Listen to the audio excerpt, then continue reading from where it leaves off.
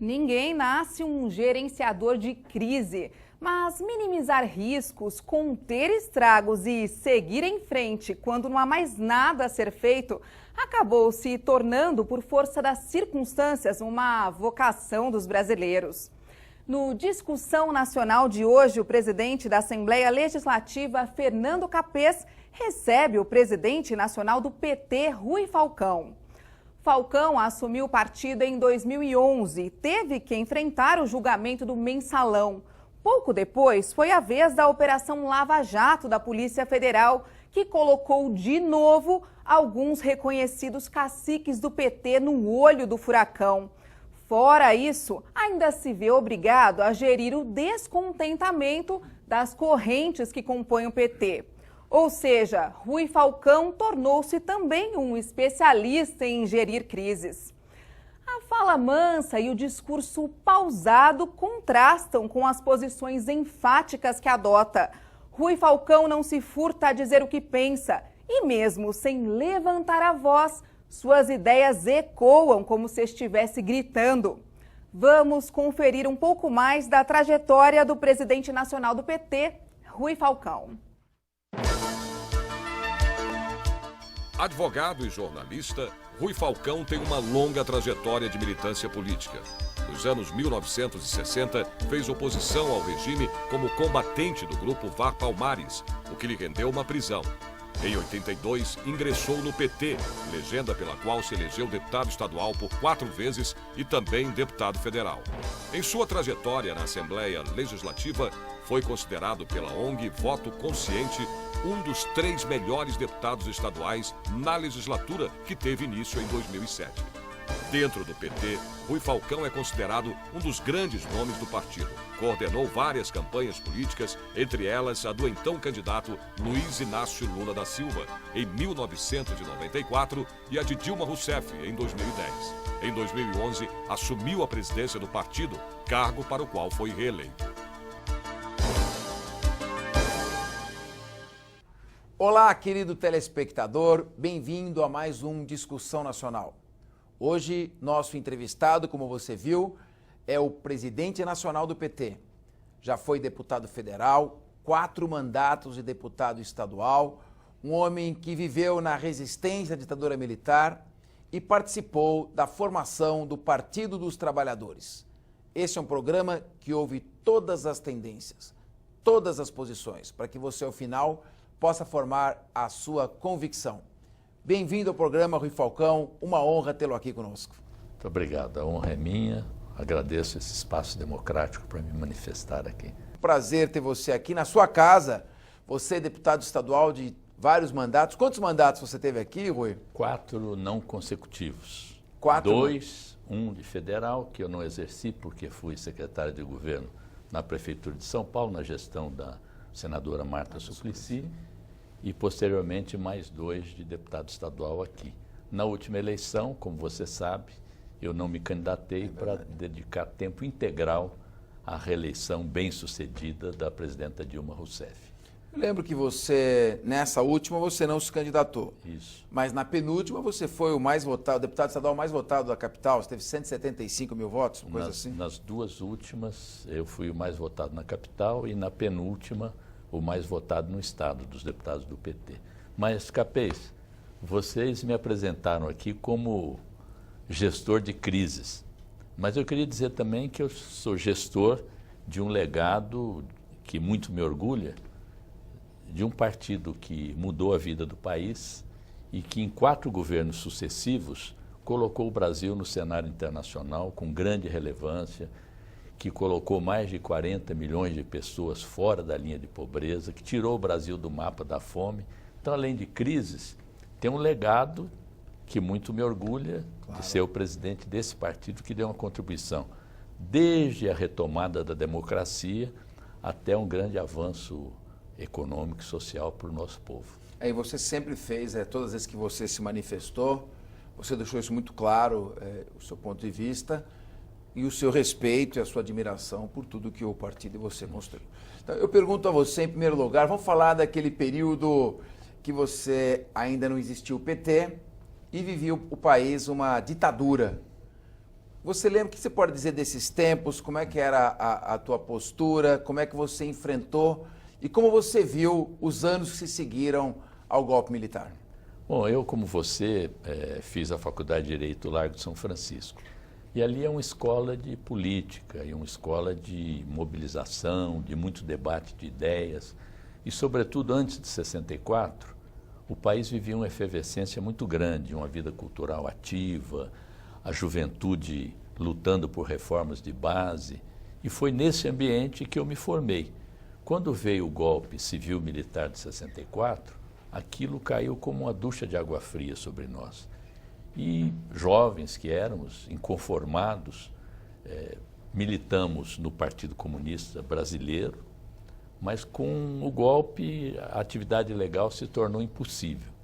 Então nós tínhamos uma atividade clandestina que depois, com o racha do PCB, a cisão em 1966, eu com vários companheiros nos filiamos ao movimento de luta armada contra a ditadura. Então eu fui militante do Comando Regional da Colina, aqui em São Paulo, que eram os Comandos de Libertação Nacional, cuja origem estava em Minas Gerais, e logo em seguida a Colina se fundiu com várias outras organizações e criou a VAR Palmares. Eu fui militante da VAR Palmares até a prisão, no Rio Grande do Sul, em 1970, e quando saí em 1973, já comecei a participar de movimentos que queriam formar um novo partido. Partido que tivesse vinculação com a população, com as massas. E quando voltaram os exilados, os primeiros exilados para o Brasil, surgiu um movimento pela criação de um partido socialista, ou um partido popular. Reunia Almino Afonso, Fernando Henrique, Irma Passoni, Vefor, vários sociólogos, políticos, jornalistas, Perseu Abramo.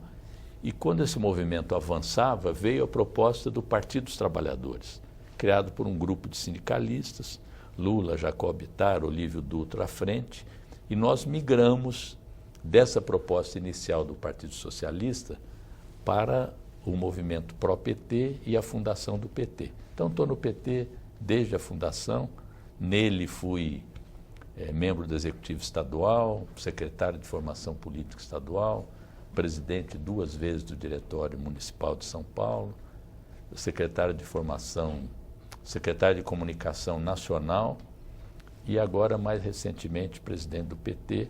Fui presidente do PT por um ano, também interino, em 94, quando o Lula foi candidato a presidente naquela ocasião. Rui, como você bem lembrou, nós estudamos em épocas diferentes na Faculdade de Direito do Largo São Francisco. Você se formou ali em 67? 67. Então você foi colega de turma do Aloysio Nunes Ferreira, nosso senador Aloysio Nunes Ferreira, que também se colocou contra, no caso, a ditadura que foi imposta. E como é que você se organizou? Na época, havia muita intervenção na faculdade, as aulas eram interrompidas, a faculdade chegou a ser invadida. Você presenciou um pouco, conta um pouco desse período e como é que você resolveu, então, largar uma carreira de advogado que com absoluta certeza seria bem sucedida. Você é sempre muito elogiado pelo seu raciocínio lógico, né? Sua lógica implacável, e partiu para a clandestinidade. Como é que foi isso? E fala um pouco desse período, dessa época aqui para o nosso telespectador. Eu fui colega do Aloysio, do Sérgio também, que foi chanceler depois.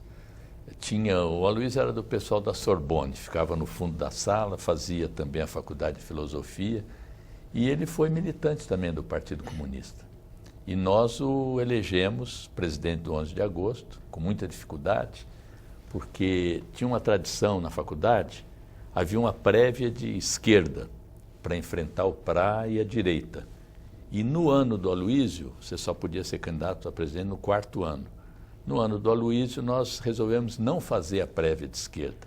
Então, houve 3 candidaturas, o Zé Roberto de Mello, que era do Renovador, o falecido Caio Pompeu de Toledo, pelo PRA, e o Aloysio pela Nova Dimensão, que era uma espécie, na época, seria o PSDB, vamos dizer assim.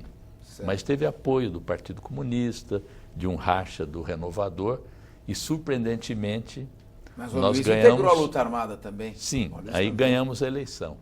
Posteriormente, saindo da presidência do 11 de agosto, o Aloysio se vinculou ao Grupo Marighella, que depois daria origem à LN. Já identificado como participante de uma ação armada, o Aloysio resolve então ir para o exílio, foi para o exterior, junto com outros e tal. E eu revi o Aloysio quando ele volta, fez concurso, se não me engano, para procurador do Estado, e aí fez a carreira política que nós conhecemos, eu respeito bastante ele, embora mais recentemente tenha tido posições de bastante radicalismo na sua atuação no Senado. Mas faz parte É natural da política, ainda bem que quando o radicalismo se dá nas ideias... Mas fomos colegas muitos anos e tal, e convivo bem com ele. Agora, você chegou a militar na luta armada, a organização VAR Palmares. Que tipo VAR Palmares. Que tipo de ações eram mais típicas e que você se recorda e como você acabou sendo preso? Assim, esse programa, ele tem conteúdo histórico também, as pessoas querem aprofundar as discussões, querem saber detalhes que muitas vezes, em outros, a gente não tem tempo de conversar. Nós queremos ouvir sobre isso. Vou falar da parte pública, já que tem outros que nem para repressão eu declarei. Certo. Então, mantenho isso até hoje. Mas eu cuidava da parte de comunicação da VAR Palmares. Nós tínhamos uma organização, como todas aquelas que eram clandestinas, bastante compartimentada. E tendo meu nome caído aqui, tendo sido aberto, tendo sido revelado por outros aqui em São Paulo, eu fui para o Rio de Janeiro, passei um período lá, e a organização me deslocou para o Rio Grande do Sul, que era uma espécie de área liberada naquela época.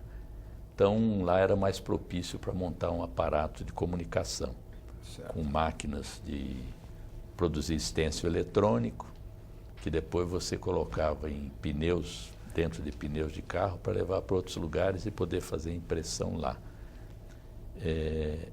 Eu fiquei um período numa praia próxima de Porto Alegre, até me fixar, porque nós tínhamos orientação de procurar voltar à vida legal.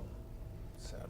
Porque era importante você ter um trabalho, poder conversar com o vizinho e tal, porque a clandestinidade não é uma coisa que você escolhe, ela te é imposta. Então, sempre que você puder ter vida legal, é melhor. Então, eu estava comprando uma tabacaria no Rio Grande do Sul. Tabacaria vende revista, cigarro, bilhete de loteria. E aquilo era uma maneira de trabalhar. Eu já tinha outro nome lá, uma carteira de identidade com outro nome. Era Rubens de Jesus Carvalho. E nesse meio tempo eu viajava de Tramandaí para Porto Alegre. E veio um recado que ia ocorrer uma grande ação no Rio Grande do Sul. E era bom evitar, quem estivesse viajando, era bom evitar as estradas. A única maneira de eu evitar a estrada era me fixar em definitivo em Porto Alegre. Então aluguei um apartamento de temporada, que era uma coisa que já não era muito recomendável, porque a polícia plantava casas, plantava apartamentos para ficar na campana, como se diz. E eu aluguei esse apartamento com cuidado, vi quem era o dono, um prédio familiar, e me fixei nesse apartamento. Ocorre que uma companheira que foi presa, que não me conhecia, ela tinha morado no mesmo apartamento, sem que eu soubesse, e na tortura, ela falou, olha, tem um lugar que eu morei e tal. Ela sabia que o morador de lá tinha ido embora, tinha ido para Cuba, e eles foram para checar o apartamento. Chegaram lá e me encontraram.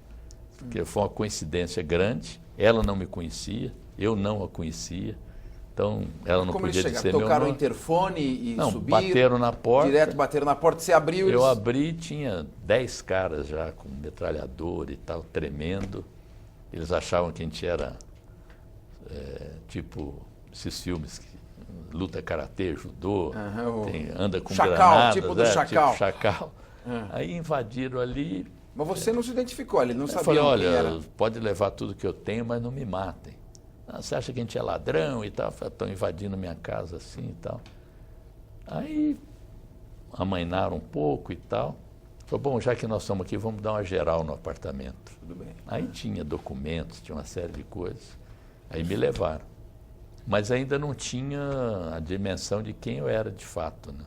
Isso em 1970. Isso. E só 70 foi... já era um ano quente. Sim, tinha tortura, tudo. 3 meses depois é que eles descobriram quem eu era realmente. 3 meses depois. Você ficou preso esses 3 meses? Sim, Não saiu mais. fiquei 3 anos lá. Primeiro no DOPS, depois no Presídio Central, numa solitária, e aí o restante na Ilha Rio das Grande do Pedras Sul. Brancas, que Rio é uma Grande do ilha no meio do Guaíba, no Lago do Guaíba. E nesses 3 anos você foi torturado? Fui torturado no começo e depois, pouco antes deles me liberarem, eles ficaram um dia me interrogando também, querendo saber do meu irmão e tal, mas aí foi mais na pressão psicológica, no isolamento, na ameaça, né? E houve um julgamento, uma junta? Sim, depois que eu saí, em 1975 veio o julgamento, eu fui condenado a 1 ano e meio. Tinha ficado preso 3. E durante o período em que você atuou e que teve essa organização, você se lembra de alguma ação mais ousada? O que você não pode falar, você tem coisas que você mesmo não... Você mesmo não... Prefiro não comentar essas questões. Aí você sai da prisão, 73.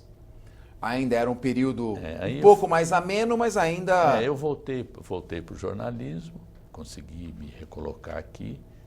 Aí em 75, depois do julgamento, eu começo a retomar a atividade política propriamente. Que meios de comunicação que você trabalhou? Quais os órgãos? Eu trabalhei na TV Tupi, depois no DCI, o antigo DCI. TV Tupi, você pegou a época das Mulheres de Areia, da novela lá, 74. Jornalismo, depois tinha a Ana Maria Braga, era apresentadora de um dos jornais lá, nessa época. Olha só. E tinha trabalhado lá também a Iris Lettieri, que fazia a voz do aeroporto, aí fazia as chamadas do aeroporto, tinha uma voz cool. E aí depois da TV Tupi, do Diário Comércio e Indústria, eu fui para o Jornal da Tarde. Do Jornal da Tarde para... Jornal da Tarde, que ano você pegou? De 75 a 77. E aí fui para Exame em 77, fiquei lá até 1988. Aí saí, fui para o PT, secretário de comunicação, e não voltei mais para o jornalismo. Bom, no período que você esteve na revista Exame, 77 a 88, foi criado o Partido dos Trabalhadores, em 1980 que foi criado. Você participou da criação, você foi um dos fundadores, você entrou após a fundação? Sim, eu participei da fundação, embora não tenha ido ao Colégio Sion, mas participei de toda... Era membro do núcleo, chamava Núcleo das Estrelas, que funcionava lá na BI, que tinha artistas, tinha Beth Mendes, tinha o sociólogo Vinícius Caldeira Brant, Alípio Freire, que era jornalista, Perseu Abramo, e ali era um núcleo dos primeiros do PT. Dali nós começamos a organizar, fazer filiações, organizar diretórios. Eu fui fundador do Diretório de Perdizes, que reunia muita gente também, muitos intelectuais. E aí, em 83, fui eleito para primeiro executivo estadual do PT aqui em São Paulo, para vice-presidente da executiva estadual.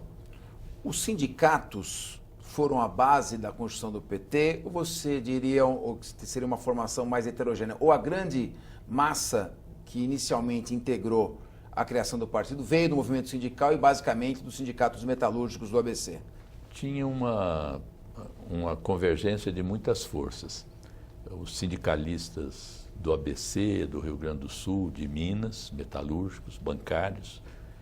Tinha membros das comunidades eclesiais de base e tinha egressos das várias organizações que combateram a ditadura, alguns individualmente, como era o meu caso, outros antigas organizações ainda funcionando que ingressaram no PT. A ala vermelha do PCdoB, o PRC do Tárcio Genro, a Convergência Socialista. enfim, essas organizações, ainda pessoas que vinham do PCBR também, núcleos que tinham sido da LN, mas que mantinham ainda algum funcionamento informal. Então, essa união de intelectuais, de sindicalistas, que eram a base mesmo formadora do PT, a esquerda organizada, o pessoal que combateu a ditadura, tudo isso junto resultou no Partido dos Trabalhadores. E por isso, desde a origem, o PT reconhece a existência do direito de tendência. Ou seja, além de se voltar contra a ideia do partido único, que foi tradição em alguns regimes do leste europeu, o PT também acolheu no seu interior, e existe até hoje, o direito de tendência, o reconhecimento de que as minorias podem existir como tal, fazer propaganda, ter suas publicações. E nós criamos também a direção proporcional, quer dizer, com 10% as pessoas podiam participar das instâncias dirigentes, e mais recentemente a paridade de gênero. Quer dizer, hoje todas as direções do PT têm metade homens, metade mulheres, as cotas de jovens e de etnias de 20%, jovens até 29 anos. Eu acho que é o único partido aqui no Brasil que tem esse tipo de funcionamento democrático. Bom, chegamos a 1982, a primeira eleição direta para governador do estado. O PMDB lança Franco Montoro, o PTB vem com Jânio Quadros, o PDS, na época o PDS lançava o Reinaldo de Barros, Roger Ferreira pelo PDT e o PT lança Lula. Qual foi a ideia de lançar o Lula numa eleição para governador em que ele ainda era uma figura pouco conhecida e numa eleição em que, de antemão, já se sabia que o grande favorito seria o governador Franco Montoro? Por que essa ideia? Qual foi a estratégia ao lançar o Lula para governador em 1982? Bom, tinha duas ideias, né? Alguns acreditavam que o Lula pudesse ganhar a eleição, pela força dos comícios, pela novidade, pelo discurso, pelo carisma. Eu não tinha essa ilusão, porque sabia que o voto vinculado e com os recursos que o PT dispunha, a pouca estruturação, a pouca capilaridade, a eleição servia mais para difundir nossas ideias, para popularizar o partido e para eleger alguns deputados. Essa meta foi cumprida, mas para os que imaginavam ser possível eleger o Lula, foi uma grande decepção. E contrastando, inclusive, com a eleição do Brizola no Rio, na mesma época, muita gente pensou em esquecer o PT. Não, vamos juntar o PT com o PDT, porque o Brizola e tal. Outros diziam o seguinte: olha, essa história de partido grande, partido de massas e tal, não dá certo. O negócio é um pequeno partido, poucos, mas bons, estruturado, gente com muita formação. E desse debate surge, em 1983, a ideia de colocar o PT como um partido estratégico, porque muita gente achava que era um partido tático, servia só para ganhar a eleição, para as pessoas terem uma cobertura legal para quem ainda era semiclandestino. Não, o PT é estratégico, o PT não se funde nem se confunde, e ele tem uma dimensão, tem um projeto de poder, tem um projeto de sociedade, quer construir esse projeto pela via democrática, disputando eleição, fazendo disputa de ideias na sociedade, a chamada disputa de hegemonia, e se lançou esse brado em 1983, através da formação de uma tendência que na época se chamou Articulação do 113. Na verdade eram 112, como alguém assinou 2 vezes o manifesto, foi conveniente chamar de 113, que reunia sindicalistas, intelectuais. Será que não foi de propósito que assinou 2 vezes, não, para dar o 13? Ser. Há quem diga que sim. Bom, aí vem a primeira, falamos da primeira eleição direta para governador. Em 1989, temos a primeira eleição direta para presidente. Eu não sei se você concorda comigo, Rui, mas na minha opinião, foi a eleição mais difícil da história republicana do Brasil. Vou dizer por quê. Você tinha Guilherme Afif Domingos, Paulo Maluf, Mário Covas, Brizola, Lula, Ulisses Guimarães, Collor, que era um novo fenômeno, o Lula e outros candidatos. Então era uma eleição muito disputada. E aqueles que diziam que o PT tinha que ser um partido meramente tático, não imaginavam o desempenho. Em 89, àquela altura já se imaginava que o PT poderia levar o seu candidato Lula ao segundo turno. Como é que foi? Antes de 89, teve um episódio que eu acho que valorizou muito o PT e lhe deu essa dimensão para a disputa de 89, que foi a campanha das diretas, que nós tivemos um papel importantíssimo, Lula sobretudo, junto também com Ulisses Guimarães, com Brizola, com outras forças, com Montoro, mas o Lula teve um papel destacado como liderança. E quando houve o acordo dos militares com Tancredo para tirar a bandeira das diretas já e transformar no colégio eleitoral, nós nos recusamos a ir ao colégio eleitoral. Naquela ocasião, e é algo que a gente deveria retomar hoje no PT, nós fizemos um plebiscito interno para consultar os filiados sobre 3 possibilidades: ir ao colégio eleitoral para votar, não ir ao colégio eleitoral e denunciar o jogo que se fazia ali, ou comparecer ao colégio e não votar. Essa coluna do meio aí foi defendida pelo Paulo Singer. Eu defendi a ideia de não ir ao colégio eleitoral e explicar as razões, e o Ayrton Soares, que foi deputado aqui, fez a defesa de ir ao colégio e votar. Então, essa recusa, essa posição de princípio, fez com que o PT de 85 a 89 tivesse grande repercussão popular, na esquerda, nos movimentos sociais, na igreja progressista. Então, isso explica, eu acho que a nossa força na campanha de 89. Criamos um programa de televisão inédito, criativo naquela ocasião, chamada Rede Povo, e até a reta de chegada, Lula ou Brizola no segundo turno. Eu lembro, né? foi. Então foi uma campanha apaixonante, mobilizadora, com artistas, com muita gente. E ao final, aquela manipulação do debate na Globo, depois reconhecida pela própria Globo, o desempenho do Lula não muito à altura como tinha sido os anteriores no último debate, levou à vitória do hoje senador Fernando Collor. Né? E no segundo turno, o Mário Covas optou em apoiar o... nós tivemos apoio do Covas, do Brizola, né? Todos esses apoios ajudaram a gente chegar até próximo da vitória. Né? Mas você acha que como depois nós apoiamos o Covas aqui em São Paulo em 2 eleições sucessivas também. Você acha que naquela ocasião o PT, e mais especificamente o Lula, ainda não tinha maturidade plena para governar o país? Era mais radical? É menos capaz de conversar com todas as forças? Ou você não acredita nisso? Acho que naquele momento já seria possível fazer. Olhando hoje a história eu acho que na política o C ele é sempre duvidoso, pelo próprio C. As pessoas falam, mas era melhor não ter ganho. O C não existe, né? Era melhor não ter ganho. Eu acho que se nós tivéssemos ganho, você criaria condições políticas para governar naquele momento. O problema não é de radicalismo ou não.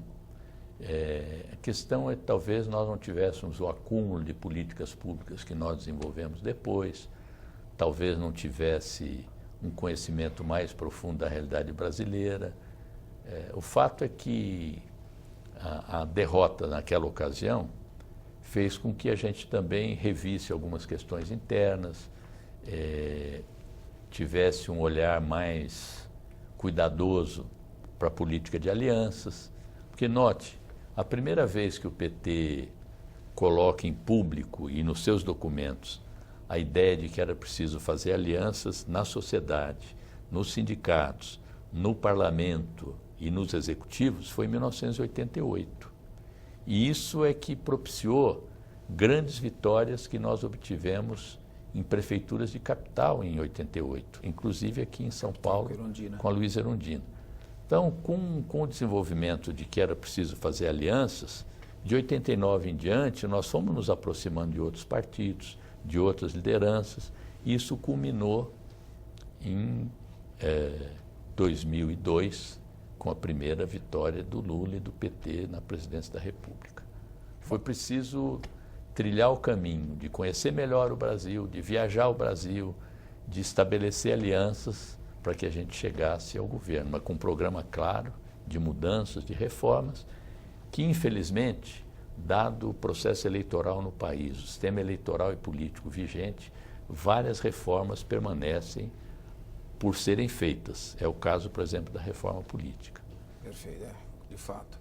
Bem, vem o governo Collor, vem o impeachment, sobrevém o impeachment, Itamar assume com uma base parlamentar formada para tanto, os economistas do Plano Real, tendo o ministro da Fazenda, Fernando Henrique Cardoso, criam o RV, implementam o Plano Real, estabilizando a economia e acabando, pelo menos naquele momento, com a inflação. Eu, particularmente, quando veio o Plano Real, eu falei, não vai funcionar. Inclusive, aqui numa outra entrevista, eu perguntei para o atual senador José Serra, por que funcionou se o plano Bresser não funcionou, o plano Verão não funcionou, o plano Cruzado não funcionou? E ele atribui um pouco também às forças do acaso, as coisas foram acontecendo, conjuntura, enfim. Você acreditava que o Plano Real pudesse dar certo? E o presidente Lula criticou o Plano Real. Por que foi feita essa crítica? Não se acreditava, não se achava, imaginava-se que seria mais um plano econômico heterodoxo, de curta duração? Como foi isso? Bom, primeiro tinha disputa eleitoral naquele período, muito acirrada. Você se lembra que no ano anterior houve uma tentativa de implantar o parlamentarismo no Brasil? Lembro, é verdade. Porque se afigurava muito provável a vitória do Lula. Houve também uma redução do mandato presidencial de 5 para 4 anos. Enfim, a discussão presidencialismo-parlamentarismo ficou maculada por ser uma discussão instrumental. Não se tratava de saber qual era a melhor forma de governo, mas sim de impedir, de cercear uma eventual vitória do Lula na presidência da República. Então, era já uma disputa muito acirrada.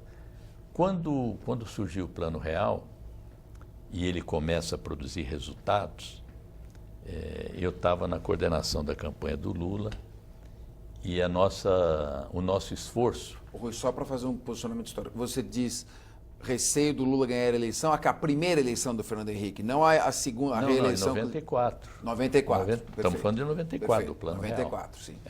Então, eu começo a ver que nós tínhamos que lutar para ir para o segundo turno, porque me parecia que o plano vinha de uma maneira muito forte, porque a inflação é um mal para qualquer país. E havia no plano internacional vários países que estavam derrubando a inflação já. Tinha uma conjuntura internacional favorável à estabilização das moedas. Então, nós ficamos numa situação sem saída. Você testava o discurso de bater no Plano Real, vinha rejeição. Você testava o discurso de apoiar o Plano Real, fala, bom, mas então é melhor ficar com quem lançou o plano. Perfeito. Então nós optamos, e o companheiro Aloysio Mercadante foi vítima disso, nós optamos pelo discurso de, não, o plano pode dar certo agora, mas depois vai ferrar a economia do país. Como no longo prazo todos estaremos mortos, esse discurso não funcionou. Com o tempo, as medidas que foram adotadas exclusivamente para barrar a inflação, inclusive depois o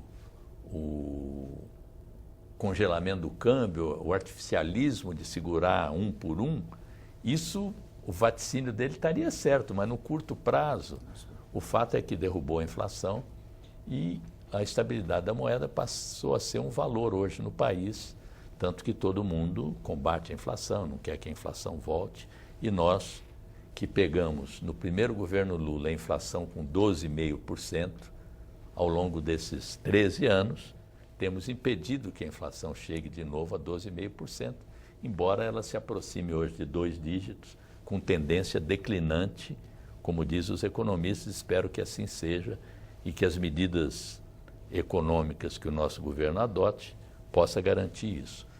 Mas o fato é que o Plano Real foi um plano decisivo para a vitória do Fernando Henrique naquela eleição, depois de ter começado ali com 3 ou 4%, quando o Lula, em final de abril, beirava os 40%. Então foi uma eleição bafejada pelo combate à inflação, pela capacidade que o PSDB e o Fernando Henrique tiveram de colocar aquilo como a principal bandeira do seu programa. Rui, você disse do esforço na eleição de buscar um caminho para assumir uma postura oposicionista ou de opção para o eleitor. E normalmente isso é fornecido, são os marqueteiros, vou completar a pergunta depois, os marqueteiros normalmente dão esse caminho. Eu critiquei muito quando o PSDB quis esconder o Fernando Henrique por sugestão de marqueteiros. O marketing político, nós estamos em 94 ainda, vamos chegar mais, o marketing político eleitoral é um bem ou é um mal para as eleições quando a gente for falar de reforma política? Bom, Você que é um jornalista. Nós fazíamos pesquisas, né? E a pesquisa é uma referência para a tomada de decisões. E o marqueteiro também, ele tem que ser, o marqueteiro em campanha eleitoral, ele tem que ter direção política. Ele cria, faz as imagens, faz os memes e tal, mas ele tem que ter direção política. O problema é que alguns marqueteiros assumem a direção política. No caso da ocultação do Fernando Henrique, eu não sei se foi uma decisão só dos marqueteiros ou se a direção do PSDB, dada a baixa popularidade naquele momento, resolveu escondê-lo. O último candidato do PSDB resolveu mostrar o Fernando Henrique, o senador Aécio Neves.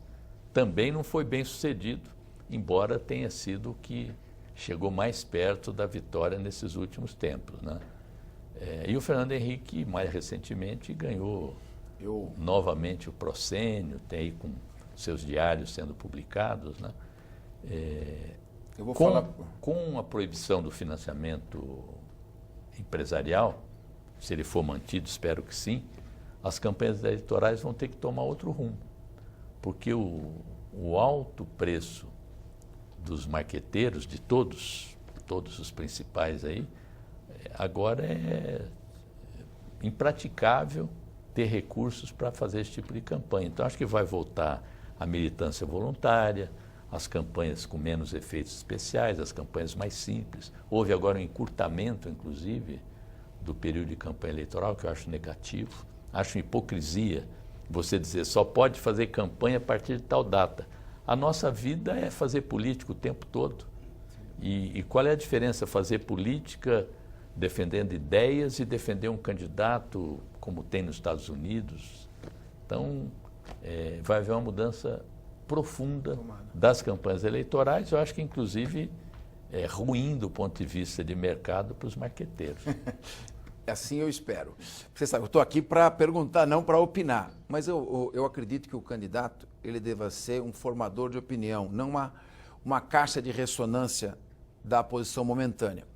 E se comparar desde a reeleição do Fernando Henrique, o melhor desempenho foi do Aécio, que não escondeu o Fernando Henrique. Ou seja, quando a gente começa a ficar com receio de falar daquelas suas próprias ideias, o eleitor percebe isso. Mas é só uma opinião e repito, eu estou aqui para perguntar, não para opinar. Eu acho que nós não devemos ocultar nossas ideias para ganhar a eleição. Exatamente. Bom, aí nós vamos para o primeiro mandato do Fernando Henrique. Sem dúvida, conquistas importantes. A criação das agências reguladoras, dando um profissionalismo naqueles órgãos de controle, o controle da inflação e a bandeira das privatizações. Como você viu na época estas privatizações ou parcerias público-privadas e como você vê hoje? Qual a tua avaliação sobre isso para o país, independentemente de ter sido feita pelo partido A, B ou C? Qual é o caminho que o país tem que tomar? Eu acho que as privatizações foram negativas para o Brasil. E faço uma distinção, parece uma coisa de retórica, parece que nós estamos tucanando as privatizações, mas há uma diferença muito grande, você sabe bem disso, que é um jurista, entre privatização e concessão. Na privatização, como foi feito aqui no país, você vende patrimônio público. Nas concessões, você cede temporariamente e pode, inclusive, se reincorporar posteriormente, após 20, 30 anos. Então, pega o caso da Vale do Rio Doce, por exemplo, que agora é também copartícipe de uma tragédia terrível, tragédia de Mariana, através da mineradora Samarco, da qual a Vale é sócia junto com a multinacional Billington. Aliás, fazer um parênteses aqui, Capês, é um tema relevante para os seus telespectadores. Ontem, na Folha, tinha uma entrevista do Sebastião Salgado, esse fotógrafo ambientalista de reconhecimento mundial. Ele fez uma proposta para criar um fundo do qual participariam essas empresas que provocaram os danos. Não são só os danos ambientais com relação ao rio, à terra, à pesca, à fauna, à flora. 4 milhões de pessoas estão sendo atingidas por aquela lama tóxica. Então ele propõe-se criar um fundo que não seria com esses valores aí de 1 bilhão, como o Ministério Público quer ser, de bilhões. A BP no México pagou uma indenização de 38 bilhões de dólares. Esse fundo poderia ser gerido por um banco público, com controle social, e com ele a participação dos municípios atingidos, mais o governo do Estado de Minas, do Espírito Santo, mais o governo federal, cuidariam de recuperar o Rio Doce, de recuperar a região, as perdas de arrecadação que os municípios sofreram, os empregos que foram cortados, enfim.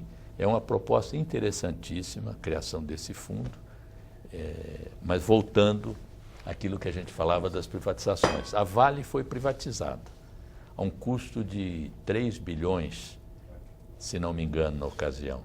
Hoje a Vale tem um valor estimado em quase 20 vezes esse preço, né?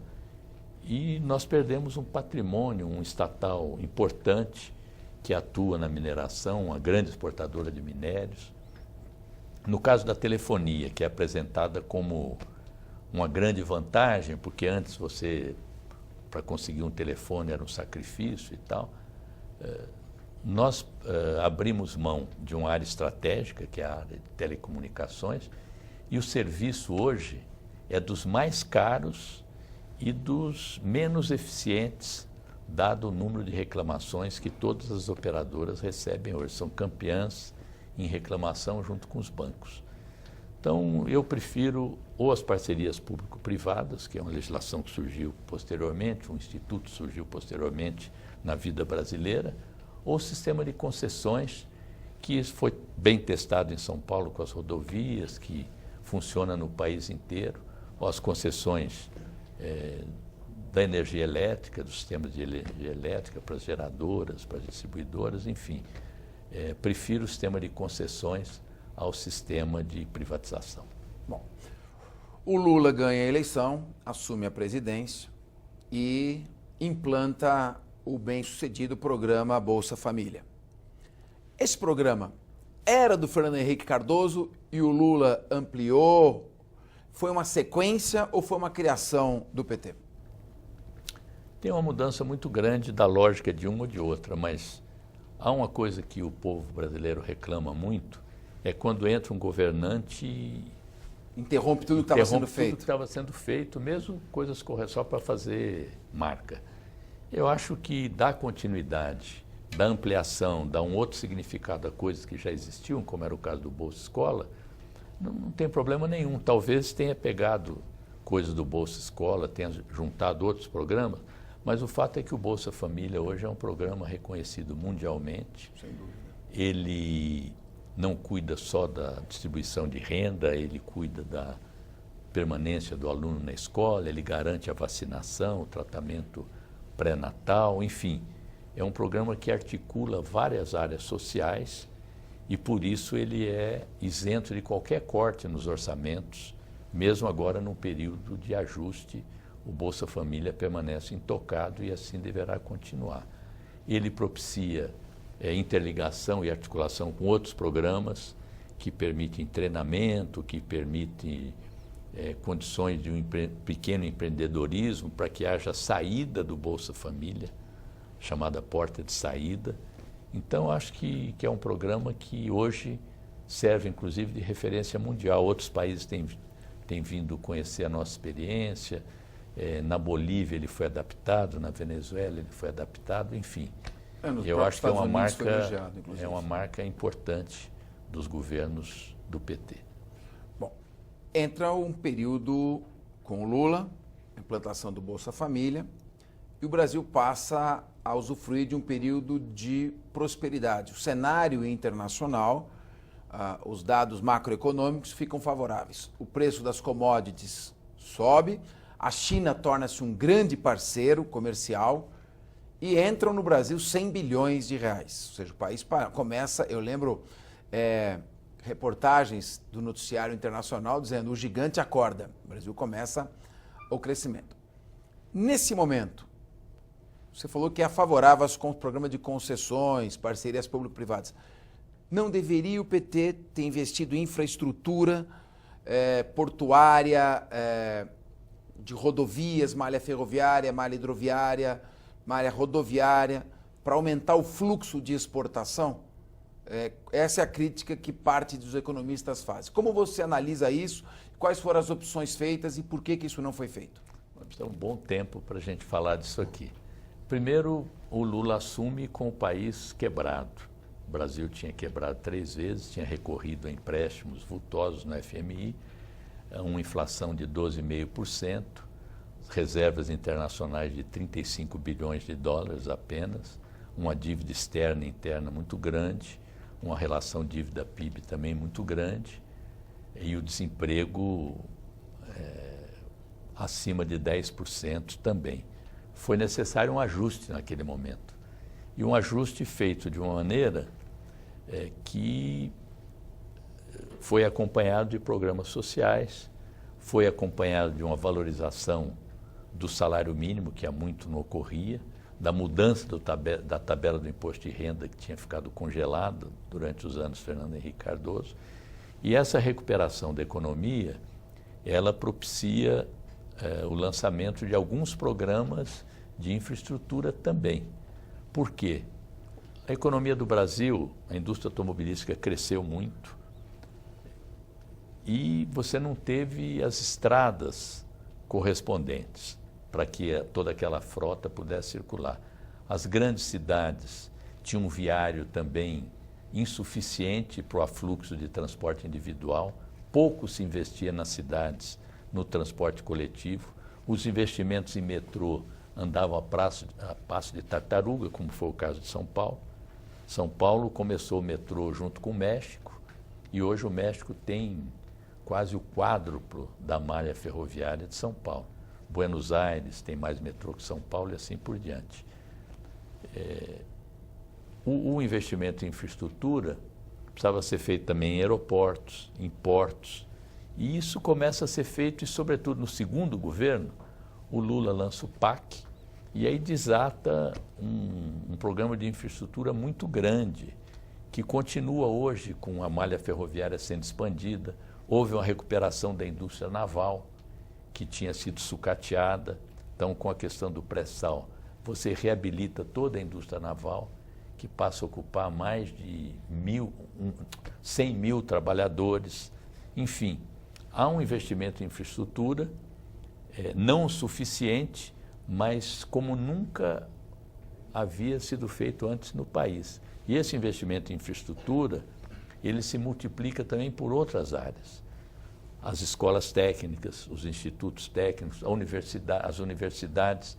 Durante o governo Lula se fizeram mais universidades, mais ampliação de campi universitários do que durante todos os governos anteriores. É uma coisa que o Lula sempre proclama, o fato dele ser o único presidente da República sem diploma universitário, e ter feito mais universidade que os advogados, engenheiros e todos que o precederam, né? Hoje, os programas de infraestrutura continuam e alguns estão sendo feitos, inclusive, através de concessões. Foi o caso dos aeroportos, que foram concedidos e modernizados, o caso do aeroporto de Brasília, de Guarulhos, outros estão em andamento também. E a infraestrutura portuária que tem também crescido, principalmente após a edição da nova Lei dos Portos, que está permitindo, inclusive, que terminais privados agora sejam utilizados por terceiros, que não podia antes. O TCU segurou durante mais de ano os editais que agora foram lançados em Barcarena, em outros portos do país também, principalmente no norte. Tem as duas linhas ferroviárias, uma dependendo de investimento chinês, para fazer a ligação com o Pacífico também, enfim. Nós temos todos eles feitos através de concessões, tanto as ferrovias, como as rodovias, como os portos e aeroportos. É preciso agora que a iniciativa privada atenda aos apelos de investimento, tem boa taxa interna de retorno para essas concessões, tem possibilidade de financiamento através do BNDES também, é permitido que haja participação de grupos estrangeiros também, e algo que está travando nesse momento também um crescimento ainda maior dos investimentos em infraestrutura é o fato de tardarem os acordos de leniência para que os grandes grupos empresariais brasileiros que operem em infraestrutura possam se candidatar às concessões. Estamos nos últimos 10 minutos, mas ainda temos um tempinho. De qualquer forma, você pega das 20 melhores rodovias do país, 19 são estaduais do estado de São Paulo. Você teve um investimento polêmico no porto de Cuba, quando nós temos aqui 40 dias de média se aguarda para embarcar as mercadorias para exportação. Você não está na hora de de acelerar o ritmo destas parcerias, destas concessões? E eu já emendo com uma outra pergunta por causa do tempo. Você acredita que o futuro seja um estado mais leve, tendo em vista a economia não acompanhar as demandas por direitos e que são colocados? Como é que você vê essa questão do ponto de vista da economia e da necessidade do Estado fazer frente a tudo isso? Mas do ponto de vista, independentemente de postura política, como você analisa isso, o homem Rui Falcão, com a experiência de vida que você acumulou em todos esses anos? Bom, vou deixar a questão do Porto de Mariel, porque foi financiado com recursos do BNDES, mas gera empregos no país, gera oportunidade para as empresas que operaram lá. Não é que nós estamos tirando o dinheiro do Brasil para ajudar os cubanos. Nós criamos uma plataforma de exportações lá, que com o fim do bloqueio americano vai ser um porto importantíssimo. Então acho que foi bom para o Brasil ter financiado o Mariel. Sobre o Estado ele participa em todos os países de forma muito atuante. Há pouco tempo, inclusive, o professor Beluso escreveu um artigo dizendo o seguinte: nós não temos mais agora o capitalismo de Estado, nós temos o Estado do capital, porque o Estado ele opera para viabilizar a reprodução do capital. É assim nos Estados Unidos, onde toda a indústria aeronáutica é sustentada pelo Estado, a indústria de guerra nos Estados Unidos, é assim aqui no país. Eu acho que nós devemos ter um Estado necessário, Estado suficiente. Perfeito. Estado para eficiente. Que não é o problema de tamanho do Estado. O Estado existe como ele tem uma burocracia profissional que devia ser mais estável. Não acredito nessa oposição políticos e técnicos. Quem ocupa cargos públicos deve ter competência, idoneidade, imparcialidade, impessoalidade, coisa que não ocorre. Por exemplo, no episódio de alguns procuradores da Lava Jato, se manifestaram na eleição favoravelmente ao Aécio Neves. É um direito como cidadão. Como promotores naquele momento, como procuradores, eles tinham que se pautar pela impessoalidade, pela imparcialidade, coisa que não fizeram. E eu representei, contra eles estão sendo objeto de uma sindicância. Então, acho que o Estado tem que ter eficiência, tem que viabilizar, tem que ter controle social. Aproveitar e fazer mais duas perguntinhas. Eu acho que o controle social sobre o Estado é importante e ele deve se abrir cada vez mais à participação e ao controle. E aqueles que dizem o seguinte, que nós chegamos no momento em que a economia tem que produzir para satisfazer as necessidades do cidadão. Então, mais importante do que ficar com o debate ideológico, se é direita, se é esquerda, é tomar a decisão tecnicamente correta para facilitar a produção, para aumentar a produção, gerar crescimento econômico e emprego. O que você vê isso quando um debate sobre posturas técnicas começa a substituir o debate ideológico que teria ficado passado no século XX? Como é que você analisa o confronto entre a ideologia e a necessidade de uma postura técnica e econômica? É a penúltima pergunta que eu vou fazer. Eu acho que as escolhas, elas são sempre políticas. A viabilização da escolha é feita pela técnica, pelos técnicos e tal. Você tem que... É a velha coisa do início da economia, você tem que escolher entre fabricar mais manteiga ou fabricar canhões. Essa escolha ela é política. Certo. Então, a técnica é instrumento da política, é instrumento para viabilizar políticas. E a questão ideológica, ela vai sempre existir. As pessoas pensam diferentemente, são singulares e se organizam em partidos.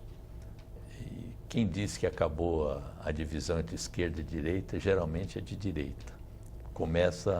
Mas mais importante que saber se é de esquerda ou de direita é a política. E hoje há uma espécie de um movimento em vários setores para desqualificar os políticos, para generalizar uma má imagem dos políticos e, através disso, desqualificar a própria política. Eu acho que sem política não há salvação na sociedade.